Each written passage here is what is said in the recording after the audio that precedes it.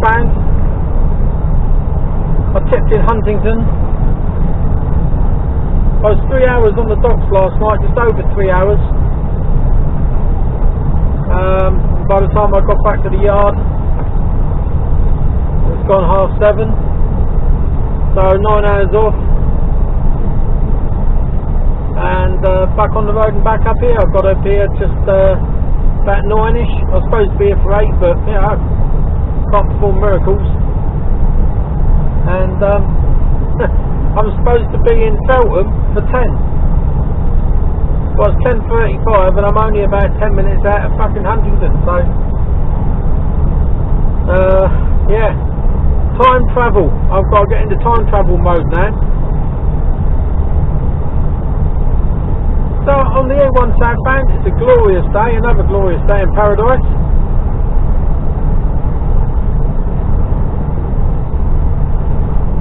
Traffic's not been too bad.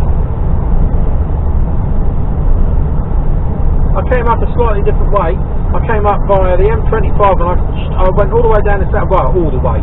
There's an extra couple of miles, about 5 miles. I went down to the South Mims and up the A1, all the way up the A1.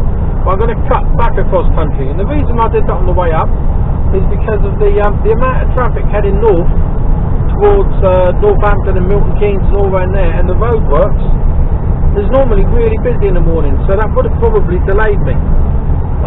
But going southbound, I will cut cross country. Then straight down the M1 onto the M25, round a bit, hang a left, and I'm around. I'm in there, and then it's over the London Gateway. And depending on what time I've got left, whether I'm on the docks and buggering off, or overnight in the London Gateway and heading off in the morning. Depends on well, depends on all sorts really. What I've got, where I'm going, and what time I've got. It's all down to time at the end of the day. Go on, my son, I can do it.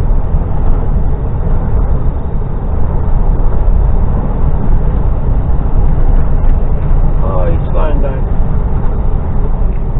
Come on, son.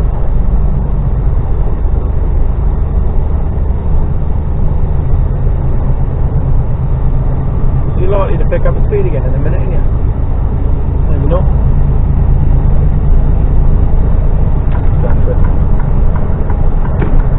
I'm empty. But yeah, he's likely to pick up a bit of speed, like I said, look. No, we're getting there.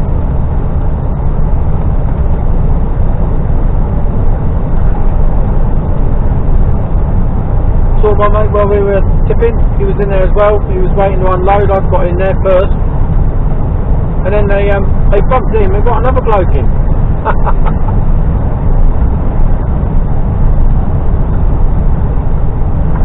Back in, nice man.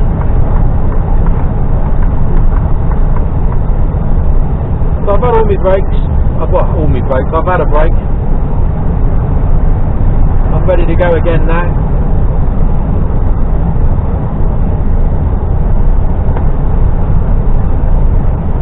So I've got a number of options open to me when I get down to this place in Feltham, depending on how long they take to tip.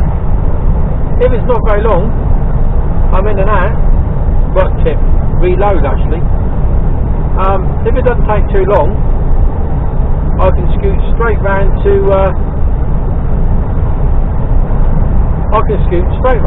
Sorry, I just saw someone doing some yoga in a field. I can scoot straight round to London Gateway. If it's going to take a little bit longer, and I'm kept hanging around, then I've got the option of, because what time am I? I'm going to get down there at 12. I should make it, whatever they do, it doesn't take long to load a box. But I do have an option of going round, if it's seriously long, I've got an option of getting round to Cobham Services and overnighting there, if it's seriously long. I don't think, it probably won't be. At the end of the day, it's only a 20-foot box, and loading depends what it is and where it is, but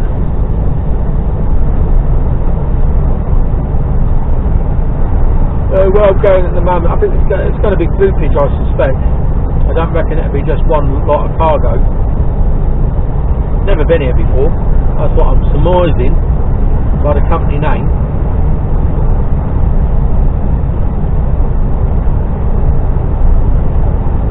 Hotel Chocolat.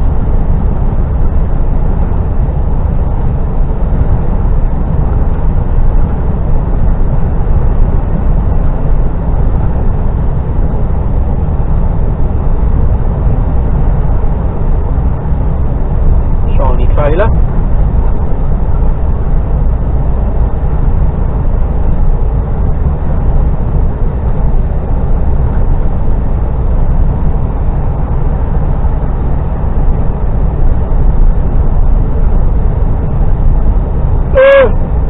Slept alright last night. I got a good 7 hours sleep, I reckon.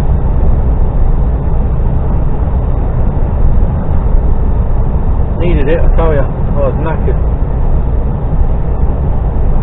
I only woke up once, and I woke up, shut my windows up. I was in the yard last night, so I had my windows down. So pretty safe. They'd have a fucking shock if they woke into me, woke up, climbed in my cab and saw me and me van. I'll have to fucking traumatise them. I'll put them off stealing. So yeah, pretty safe. I lock the doors always, and even the truck parks I leave the windows down a good 6 inches.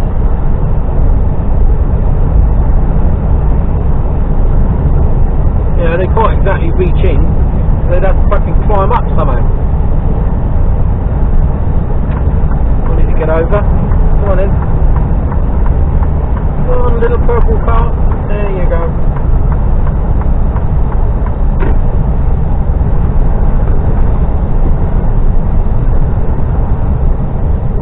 This is the Black Cat roundabout.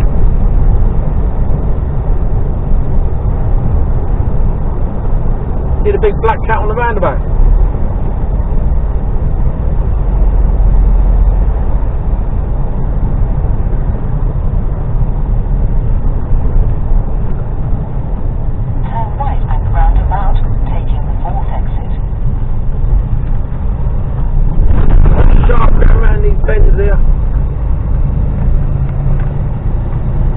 Got to give it a bit of respect.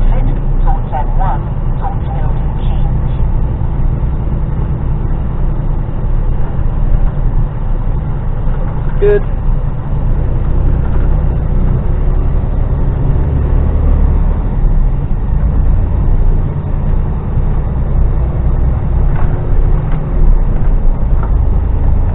And I want to be going.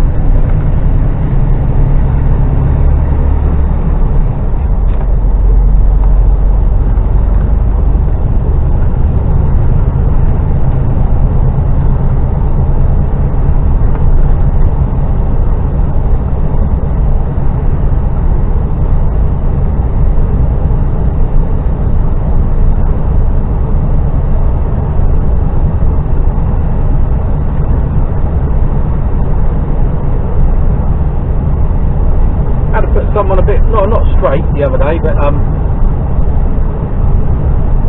was talking to a couple of drivers. One said, "Oh, you ain't been driving long, have you?" I said, "Well, it depends what you say by driving." I said, "Class 1, a couple of years." I said, "Yeah, that's what I mean. Yeah, only been." I said, "Yeah, but commercial driving, I've been going since I've been about 10 years now." What, 10 years? Well, yeah, 10 years. I was on buses and coaches before this. And I said, prior to that, I spent 8 years as a driving instructor for cars, an approved driving instructor. So I do have a little bit of roadcraft about me. I said, you know, granted, tugging big boxes around. I've got couple of years experience, but roadcraft wise, fair man. In actual fact, remind me again how long you've been driving. Shut them up, because they haven't been driving long. And it just goes to show, doesn't it, you know? It's not all about experience of a particular vehicle type. And that doesn't include when I passed my test, which was fucking back in the day, like. I've got a job to remember that fucking far back. You know, but it's combined experience, isn't it? You know, and it all adds up.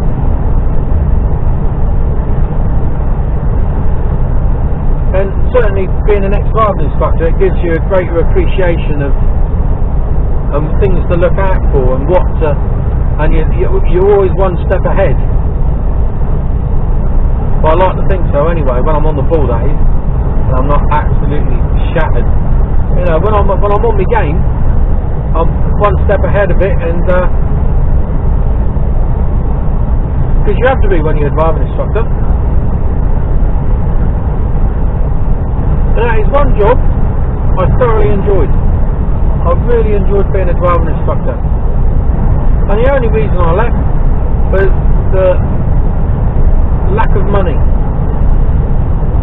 Now you say, oh yeah, but it's £25 an hour, £25 an hour. Yeah, it is. Yeah. It is that amount of money. But by the time you've taken fuel, running costs, car, insurance, you know, repairs, servicing, all of that lot, and then you work out an hourly rate for yourself, you're less than minimum wage. Because it's not just those 2 hours that you're taking someone out to teach. They might be half hour away. So it's half hour before and a half hour afterwards. So it's actually 3 hours. You've got to divide that, whatever you've taken for that period of for that lesson, the lesson cost, divide that by 3, or even worse if you're only doing an hour, because then you've got to halve it. Because you're half hour before and half hour afterwards. I mean, most of my lessons I used to always do 2-hour lessons. But there were people that I taught for an hour, and purely because they couldn't cope with a 2-hour lesson. They didn't have the attention span. Some people just like that. It takes them a little while longer.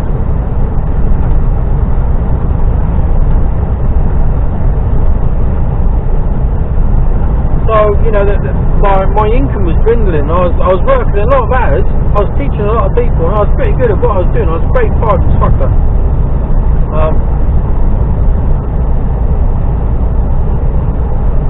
And it was just getting to a point where I was thinking, I'm working excessive, again, doing what I'm doing now, working excessive hours, working in the evenings, working at the weekends, and I was getting no, quality time. I was getting no downtime. And you were getting, and if you said I want 2 weeks off, you lost 2 weeks worth of money. Go on holiday or something, it was...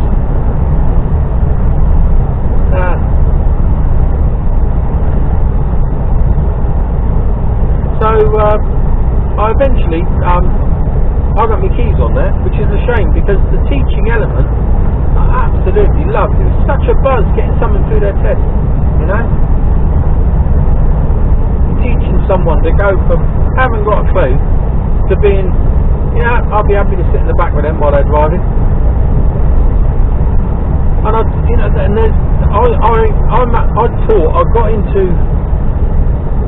ended up teaching quite a few people with autism, or on the spectrum anyway, within that spectrum, of various different degrees.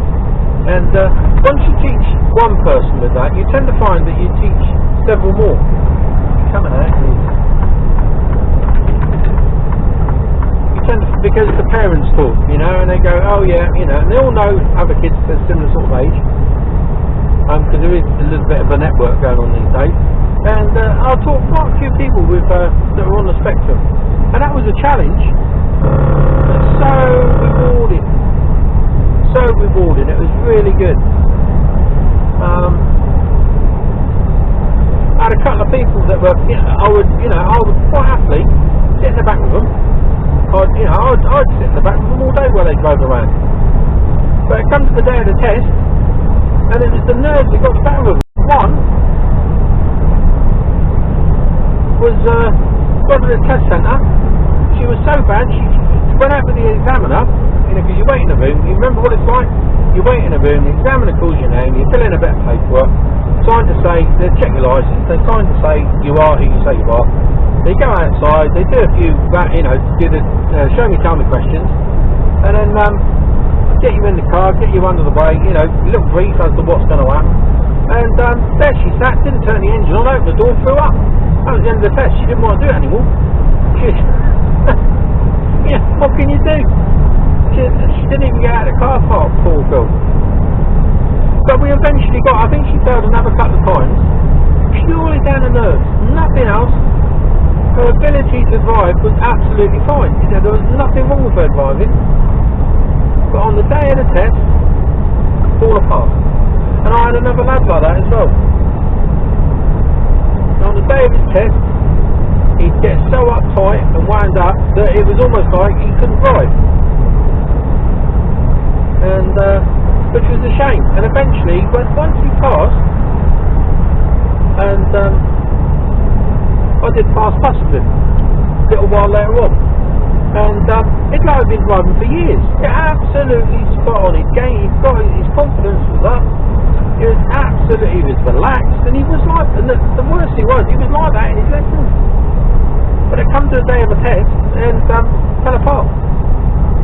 And I thought, oh, it's such a shame when you get him like that. I had another girl as well. And got on really well, but she was a similar age, and she always ate chocolate on a lesson. She always ate chocolate. So I said, so I knew she was really nervous, and I had this thinking. I thought, well, I don't know. If she pulls it out the bag, she pulls it out the bag. But I reckon nerves get the best of her. So I thought, in anticipation of her either failing or passing, I thought it might be a fail, just down the nerves. And you can't practice for that. It's not like I can say. It's not like you can say, I shouldn't have taken her on test because of her nerves. You know, that's something that she's got to get used to. I can't teach how to get rid of nerves. You know, you just got to overcome them yourself. I can reassure her, of course. Anyway, so she failed. I pulled a bag of chocolate, a little bar of chocolate out of the bag, you know. But she failed 2 or 3 more times, and each time the bar of chocolate had to get bigger, didn't it? But I mean, I was on the biggest bar of chocolate you could find. Thankfully, she passed. I don't know what I'd have done otherwise.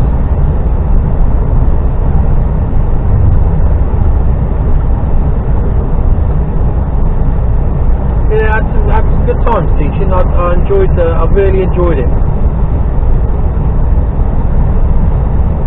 And if the money was there, I'd go back to it tomorrow. Sadly, it's not. And thankfully, I'm not doing it through this. You know, I haven't been doing it through the pandemic, because they were off for a year. Jeez, you know, that's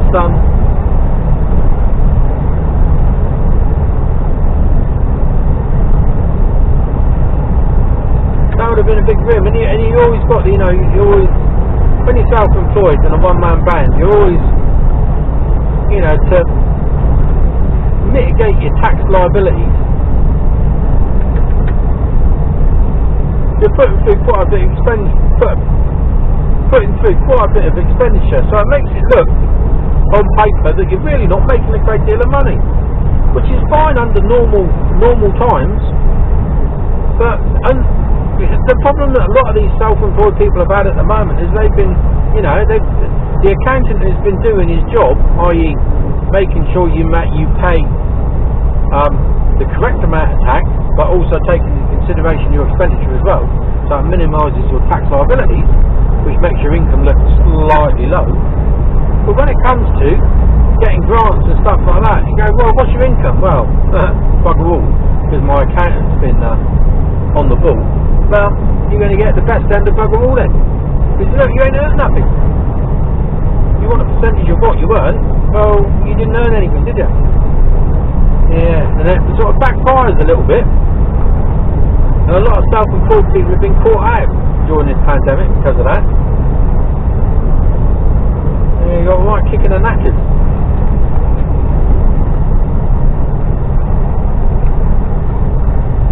So,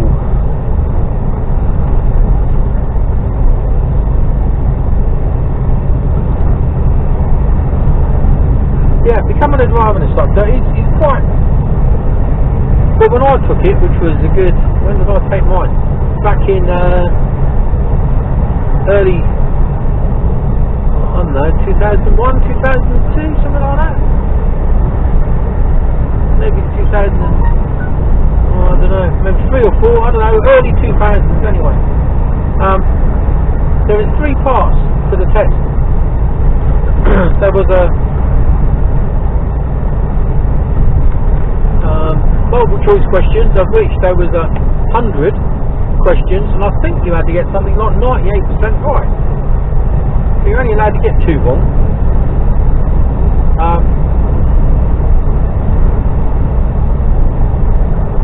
So yeah, there was you had to pass that, and then you had to sit an hour-long driving test. Now, the other thing I've got to point out as well, when you're sitting your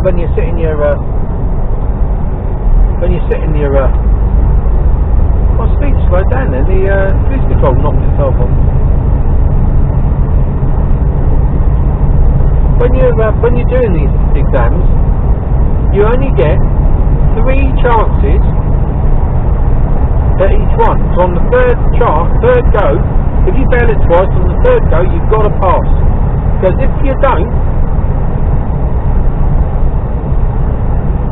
you've got to wait 2 years and then restart from the beginning again. So, let's say for argument's sake, there's part 1, part 2, part 3. Part 1 is your theory test, part 2 is your driving test, and part 3 is your ability to teach. So you can pass your part 1, you can pass your part 2, 3 attempts on your part 3, the ability to teach, fail, you then have to wait 2 years, start again with your part 1. It cancels all the others out. So there is a bit of pressure. You know, you've got to pass. So anyway, part 1 theory test. It's just a question of revising like hell, and making sure you know the highway code like the back of your hand. You know, it's quite simple. Part 2 is the driving test. Now, what they're looking for is an advanced driver standard, and someone who's confident and is prepared to get on with it. You know, they're not looking for, they're not totally looking for textbook style driving. You know, if you take too long at a junction, if you're a learner, well, you know, you miss a couple of goes, chances to get out. You miss a couple of chances to get out, then, well, it's not really the end of the world, because it's almost like better safe than sorry, and as soon as you feel safe, then you go. As an experienced driver, you should be coming out to a junction and going, yeah, I've got time to go there, right, go. No mucking around, you know, go. And that's what they're looking at. The first time I did it, I failed, purely and simply, so I come out, I was too cautious, I was over cautious. And that's what they failed me on, over caution. And then the second time I did it, I did exactly the same. I was too cautious again. So the pressure was on me then, because I thought, oh my word, this is the 3rd and final time of taking my test. And if I fail this, I've got to wait 2 years to start again. Thankfully I passed. Now, the ability to teach. This is the tricky bit. This is where you have to demonstrate the fact that you can teach someone how to drive. And by teaching someone how to drive, you have to, and that is split into 2 parts. Firstly, if I remember rightly, there were 2 parts to the test. And firstly, you had to say, the examiner said to you, he said, right, I want you to teach me reverse manual order, alright? So, you know, you get you go through the lesson, you get your lesson plan out, you go through it with them and say, well, this is what we're going to do, this is how we're going to do it. Would you like to begin with a demonstration? No, right, and then you start doing the and then you pick up any faults that they make, try and correct, and praise them and correct them and do that and get it through. So that takes about half an hour, and then what they do is they take you out on a short drive, and the examiner plays the role of a student, like he did in the first part there, and you have to identify what fault he's making and correct it. So you've got to be able to identify what he's doing wrong. So it's quite it's tough, absolutely tough, really tough. So anyway, I did it in Edinburgh. Well, I was living up there at the time, and I had this bloke, and I'd heard about this bloke, and he was notorious for being a bit of a stickler. And I thought, as soon as he came out and he mentioned his name, I thought, fuck. I'm doomed. Now, for any one of you that knows anything about teaching people to drive that haven't watched this, when I did my part 3, we pulled over and he said, right, I'd like you now to teach me how to reverse round the corner from the right. From the right? It threw me a bit because you don't normally do that. It's not something that you teach as a normal lesson, but it is in the. You can be asked to do it, and he bloody well asked me. So, thankfully, I had that in my lesson plan, and we did it fine. I don't know whether he just thought, I'm going to try and catch him out here, because if I hadn't had the lesson plan, I'd have been stuck. So we got through that, and it went rather well. And he said, yeah, fine, that's good. Right, going into phase 2 now. Want to identify the faults. And I can't remember for the life of me what the fault was, but I picked up on it, identified it, corrected it, and then we went through correcting it and practicing it so that it would eliminate the faults. We did that. And I thought to myself, I think I've done alright, but I don't know. Now, the other thing is that I had two things, well, I thought I had a number of things back against me. Firstly, this guy was a bit of a nightmare. I'd heard that already. Secondly, the pass rate for passing your Part 3 first time is extremely low. And I'm not just making that up. It is. Ask any driving instructor. It is so low. It's like, to pass your Part 3 first time, that's a bit like finding hen's teeth and rocking all shit and locating a fucking unicorn. It rarely happens. So we get back to the test centre, and the guy goes, he says, well, I'd like you to go and wait in the waiting room. And this is his exact words.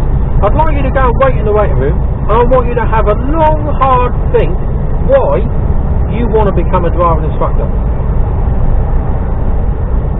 I'm going to go and have a look at your marks now, and I want you to have a think about that. When I call you in, I want you to tell me why you want to become a driving instructor, why you think you should be a driving instructor. Exit left. That immediately sent me into a tailspin. I thought he was going to fail me.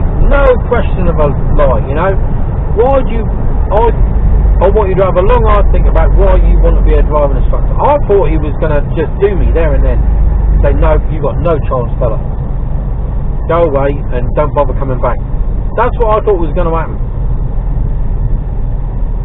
So anyway, he calls me in and he goes, talk me through. Reverse round the corner to the right. And I said, well, this is what we did. He said, yeah, very good. I thought that was pretty good. And I thought to myself, oh, okay, that's good then. And he went, right then, let's have a little chat about whatever I can't remember what the problem was. I think he was riding the clutch. I can't remember. And he said, talk me through it. So I went through it all, and he said, right. And there's a lot of him and ahhing and sucking on his pen, and do you know what I mean? And I was like, for fuck's sake, this is getting... and he said, how do you feel about it? And I said, well, at the moment, bloody nervous. And concentrating on where I'm going here. I'm going here. Towards London Town.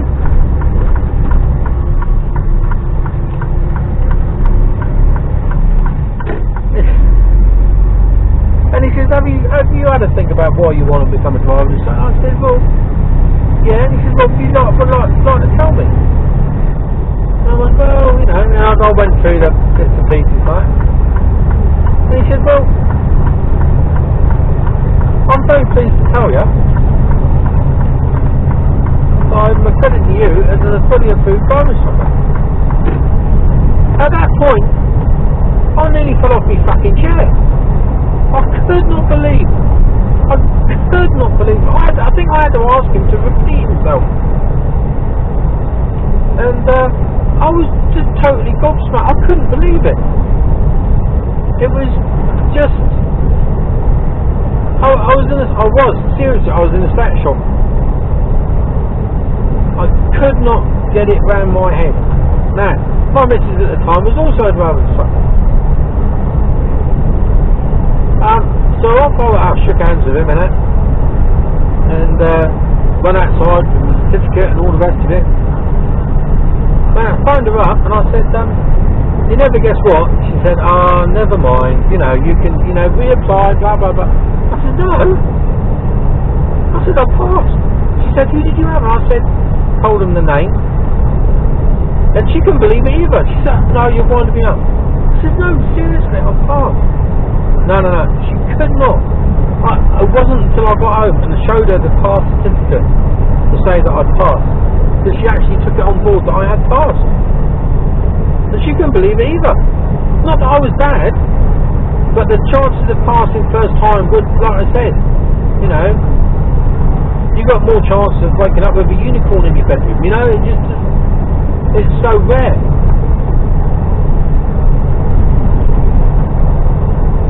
So yeah, happy days. It is a struggle. You know, the theory test is just a question of just crunching the numbers, practicing.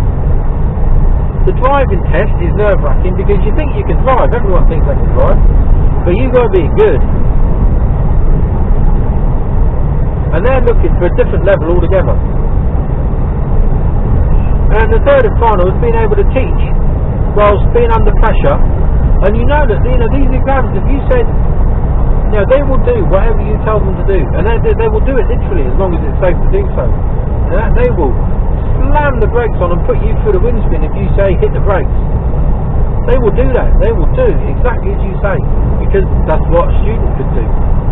And I've actually had that with a guy that was autistic. And we were coming up to a roundabout. We were just starting. I taught them through roundabouts, and we were learning roundabouts. It was in Stirling, and we've been on an estate, and we were just getting out onto the road. And I said, right, I'm going to talk you through roundabouts. We're going to learn roundabouts today. So, examiners all use the same terminology and words and phrases wherever you go. And what they say on approach to a roundabout is, I'd like you to take the next roundabout. I'd like you to take the road, the first turning on your left. Or they'd say, I'd like you to take the second on the left. I'd like you to take, and I'd like you to take being the key word. I'd like you to take the third exit on the roundabout. Well, this lad that I was teaching, we were stationary at the time, so we were just talking to him. He said, where do you want me to take it? He said, where do you want me to take the roundabout? It immediately dawned on me that he was very literal. You know? So to him, I'd like you to take meant that you had to pick it up and move it and put it somewhere, but he couldn't have that. In his head he was like, how the hell do I do that? No, it wasn't computing. So it was throwing him completely. Totally mystified in what I may as well have been speaking a different language. So we devised a way around it that each time I say the word take, because I can't go to an examiner on the day of the test and say, he doesn't really use the word take, he uses this word, because the examiner's going to go, well, tough. You know, they won't suit it to each individual person. So I had to say to him, look, when he says, I'd like you to take the next road on the left, or take the next road on the right, No, one roundabout, it was junctions. We were on the estate and we were just learning, that was it, yeah. I'd like you to take the next road on the left. He was like, where do you want me to take it? What?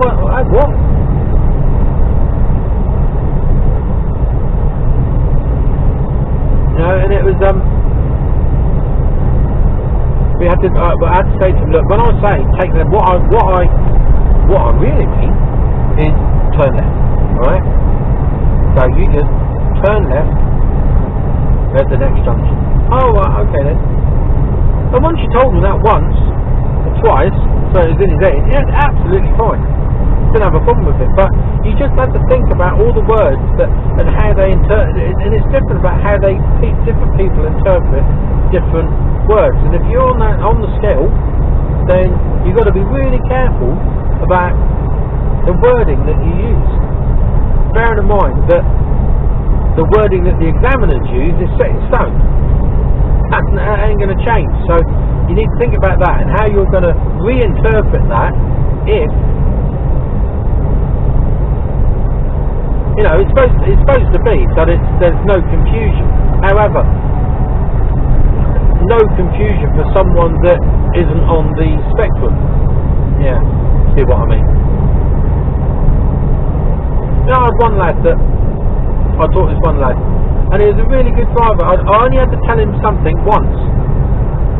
Tell him something once, and he'd learn it and pick it up straight away. And it wasn't that he was I wouldn't say he was a natural driver, but he had to learn. But once he'd learned it and got it, you know, trouble is when he developed a fault, that fault would remain, and it was really difficult to get him out of the fault.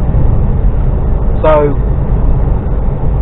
you know, we had to spend quite a bit of time with, you know, going through eradicating faults that he'd suddenly slip into and stick with.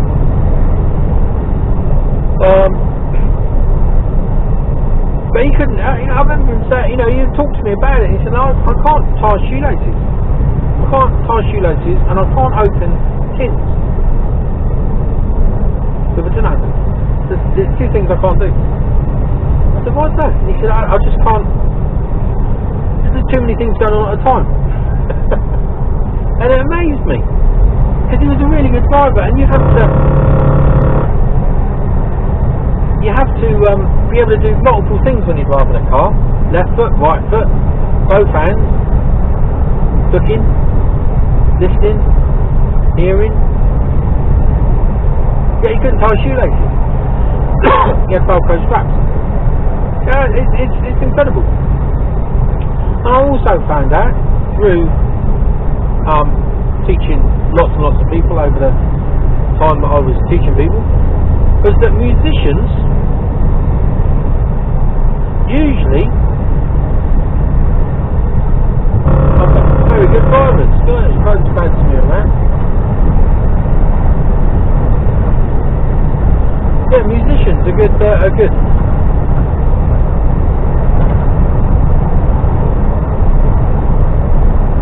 One of my pet hates always was when a parent comes out and goes, how long is it going to take to drive then? Well, hard to say. Well, I used to say, look, the average is around 40 hours. I think it's probably about the same now. It might even be a bit higher. 40 hours of professional tuition. Sometimes you can bring those hours down if you're good, have a natural ability, or you're going out with your mum and dad. But that depends on how good they are. And 4 years, when I took my test, I only took 10 hours and I went up there and passed straight away. So yeah, what year was that? Oh, late 70s. Yeah. Right. Back in I used to quote out. You know, back in the late 70s, there's something like 10 million cars on the road. There's, I don't know, today, 50, 60 million cars on the road. Something ridiculous. Or vehicles. I don't know how many cars are on the road. Jeez. I'll have to look that up actually. But you know, so back then there was like 10 million. Today there's 60 million, that means there's 6 times more cars on the road. So when you come up to a junction, you saw 1 car, today they're seeing 6. And that gives them 6 times more chance of getting it wrong. It's 6 times more busier. By going round the roundabouts.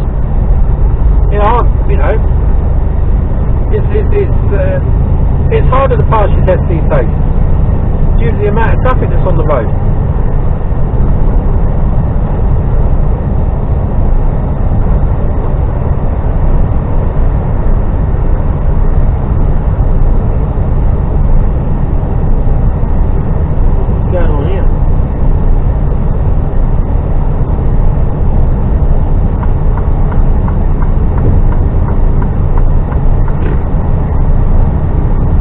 So yeah, I used to always bug me a little bit when it took me 10 hours to do mine. Yeah, well, back then they were still had a fucking someone out the front walking with a red flag, didn't they? Of course you can't say that, you want to.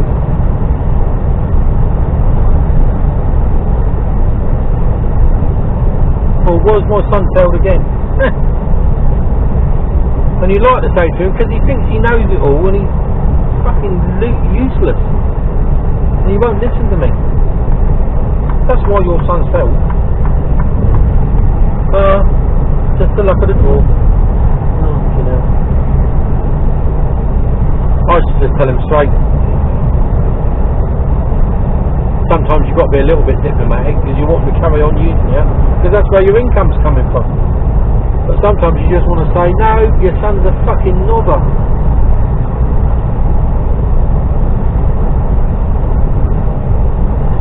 I have refused people. I have stopped teaching people.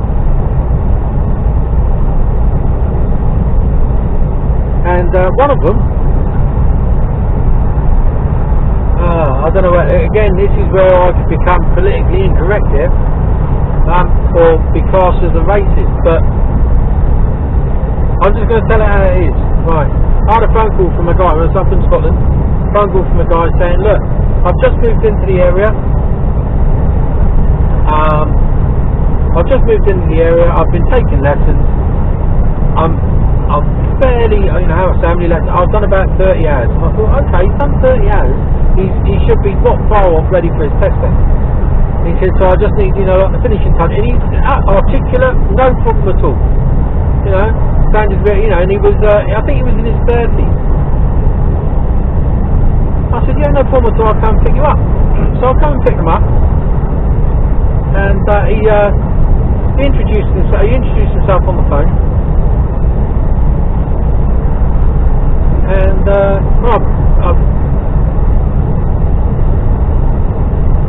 I think when I asked him, I said, what are you doing at the moment? And he said, I'm an imam. Now I already knew that an imam was the equivalent of a vicar for the Muslim faith. I said, right, okay, no problem at all. Cool. I thought it'd be quite interesting. So anyway, day I came to pick him up, he comes out, sandals like flip-flops. I said, no, sorry, you need to have some pop shoes on. I can't teach you to drive in flip-flops. Oh, but this is what I wear. I said, well, not with me it won't be. So you need to change, because if you turn up in the test centre with those, they'll just cancel the test there and then, so you waste your money. So it's not a good idea, because they're not practical and they're not safe. If anything goes wrong, blah blah blah blah blah. So anyway, off he trots back in, comes back there, and we're chatting away, and he's driving really well. And I thought, okay, this is nice and easy, and he's doing everything right. He's, the mirrors, the signals, the positioning, everything. So I thought, well, okay, we're going around Grangemouth, which is near Falkirk, and there's this massive roundabout. And you can see, this roundabout has superb visibility to it, and I thought, okay, he's coming up to this roundabout, and I could see that there's Grangemouth Oil Refinery. And there's this tanker coming round. And I thought, well, he's looking, he can see it coming. Now I'd be stopping for this one, because he's either got to put his foot down really hard, or something bad's going to happen. So I left it to the last minute because as a driving instructor you always do, you don't want to hit the brakes, you don't want to have to take control of the car, because it wrecks the confidence out of your pupil. So I thought I might have to step in here. A couple more seconds elapsed, and it was almost like in slow motion. I thought, nah, he's not accelerating, and this isn't going to end well. So I hit the brakes, came to a halt, you know, with a bit of a jolt, I must say, because I had hit the brakes pretty damn hard. I just turned around and said, look, handbrake on, get yourself ready to go, and we'll take the first exit off. We did that, he pulled away again, no problems at all. I said, right, as soon as you're ready, I'd like you to pull over and park as soon as it's safe to do so. So he pulled over and parked, and I said, right, turn the engine off, pass me the keys. Looking at me, I said, pass me the keys. So he passes me the keys, and I said, right, I'd like you to talk me through exactly, no, I didn't ask him for the keys at that stage, sorry. So I said, I'd just like you to talk me through exactly what was going through your thought process as we approached that roundabout. And he said, as far as we approached the roundabout, I could see that there was a tanker coming. I said, yeah. I said, and then what? He said, well then you hit the brakes. I said, oh no, I hit the brakes. So why do you think I had to hit the brakes? And he said, well, it would have been alright. I said, it would have been alright. I said, you know, enlighten me, tell me. He says, well, when I prayed to Allah this morning, he told me it was not my day to die. What do you say to that? What do you say to that? Apart from, can you take the keys out of the ignition to me and pass them to me, please? I was flabbergasted. I must admit, I was flabbergasted.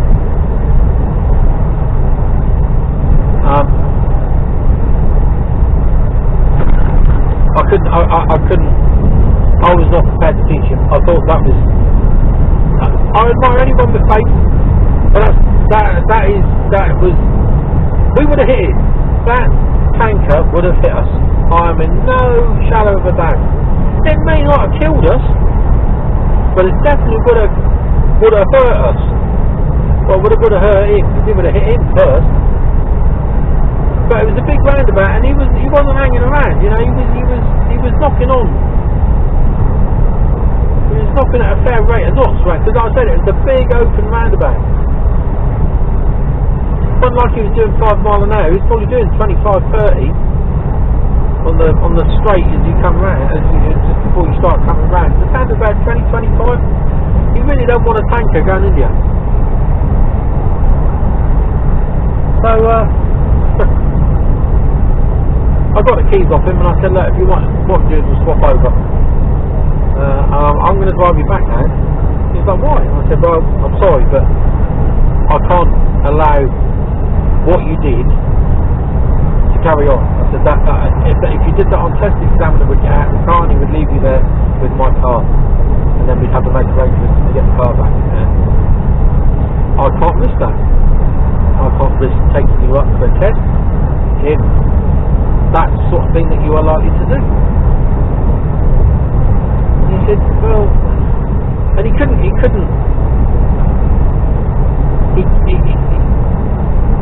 justify it to me. He said, I'm sorry. I'm really sorry, but I'm not prepared to take you out anymore. Yeah, okay, I'll find another one. I said, well, that'll be down to you. And I took him back. I didn't even charge him. And the worst thing was, he didn't even offer to pay. Oh dear, oh dear. Lucky escape. I taught an Irish girl. I don't know, I think she was just...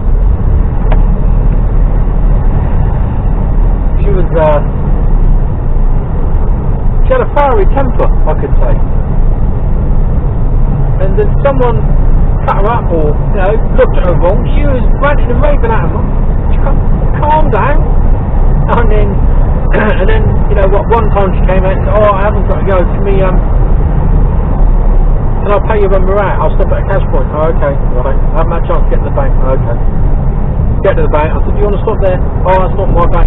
Oh, okay, right. And then I get, oh, looks like, oh, I haven't got my card on me. Oh. Right, pay me double next time.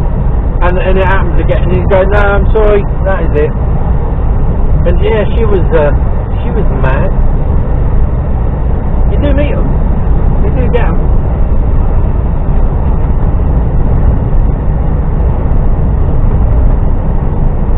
Trials and tribulations of a driving instructor. I tell you, there's some tales to be told.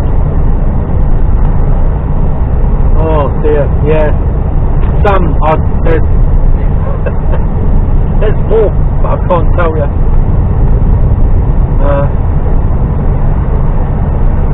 I taught an old girl once. She was in her late 60s, and sadly her husband had passed away. But her husband had always, I think, had been quite domineering. Never allowed. She said, I've never been allowed to learn to drive. What? Yeah. So her husband passed away, and she had a car sat in the garage, and it's like she lived out in the sticks. And she said, I can't keep getting taxis. The buses are rubbish. I need to learn to drive. And I taught her. Still remember her name, Margaret. And she was just the nicest person. You ever like, she's a really nice person to teach. Really nice person to teach. We had a lot of laughs. She was fun. I went round her house one morning. She was always bang on time, always kind of talk and smile, usually with a bit of cake for me. And sometimes with a cup of tea. She knew that I'd been, you know, it was like halfway through the day. She always had it on lesson after lunchtime. She knew I'd been working all morning. So she said, you come early and I'll make you a cup of tea, we'll have a cup of tea, then we can talk, and then we're going at night. I never used to charge her whilst that was her hour or 2 hour lesson used to start after we'd had a cup of tea. You know, it was really sweet of her. Well, I went round there one day and it was like, she didn't come out. Most unlike her, not to be there, or coming out, trotting out with a cup of tea and a bit of cake for her. So, I had a knock on the door, make sure she's alright. Nothing. I could hear the dog barking. I thought, well, she ain't gone out with the dog. I'll wander around the back, just make sure she's alright, you know, a little bit worried. So I went round the back and heard this noise from the shed. And she called out mine, she said, are you? I said, yeah, it's me. And she said, oh. I went outside this morning, got the rubbish out, the bloody door, the dog jumped up, knocked the ironing board down and it wedged on the back door. I'm in me 90, I'm in this shed. She was in the shed all morning, couldn't get in the house. I said, oh my word, right, leave it with me. So I managed to hook the ironing board out of the way and she trots out in the night. Oh my God. Funny.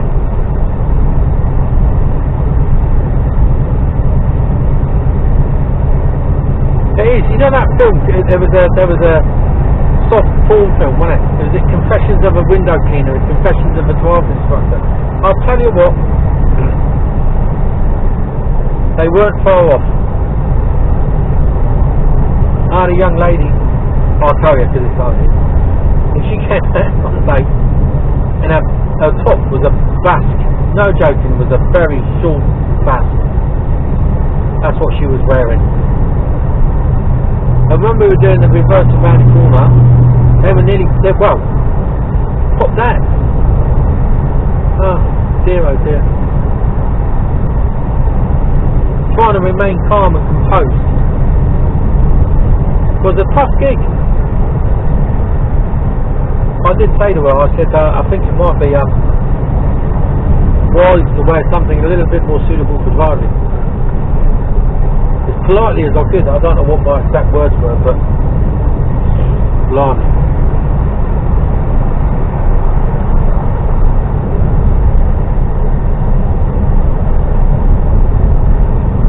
Yeah, I saw some sights. And then the other way, I'd stopped teaching his kid. His kid came out, lad come out, and I'm sure he had stuff falling in his hair. I was like, I took him out twice. I gave him the benefit of the doubt the first time, and the second time, I'm sure I saw lice or something falling in his hair. I was like, he stank as well, you know. I was like, oh, fucking hell. Yeah, man, what car? Oh dear, oh dear.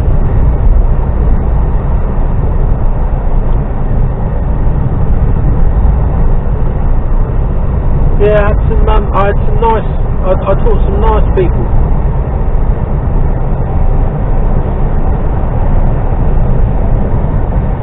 I taught one girl, and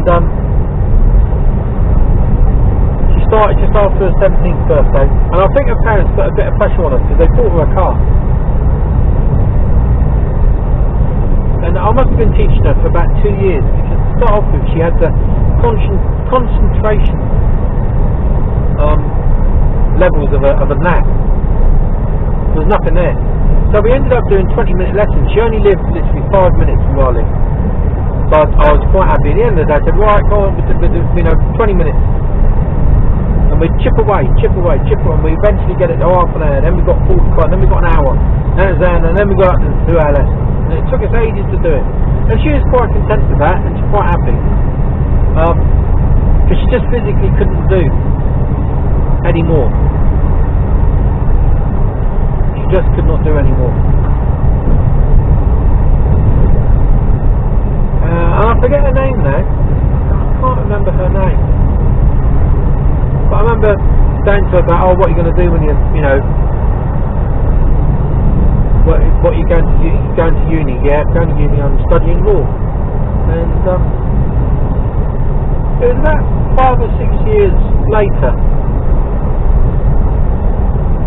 I can't remember how or why I was doing something, and her name popped up. And she was a solicitor in Edinburgh. And I thought to myself, well done you. You know, it's just nice. Just well done. It was nice to see, because I know she struggled. she did struggle.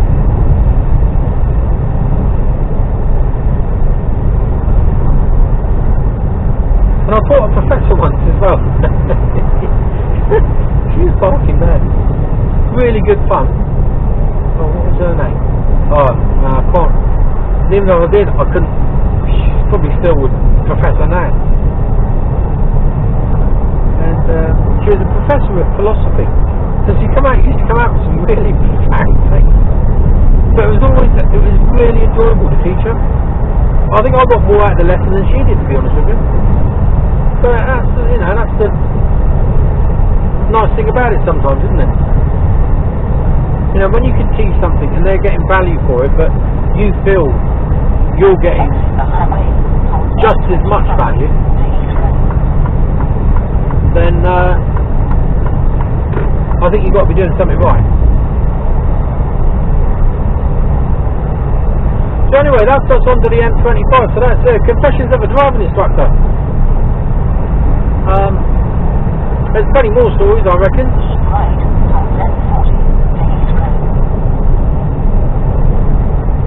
Yeah.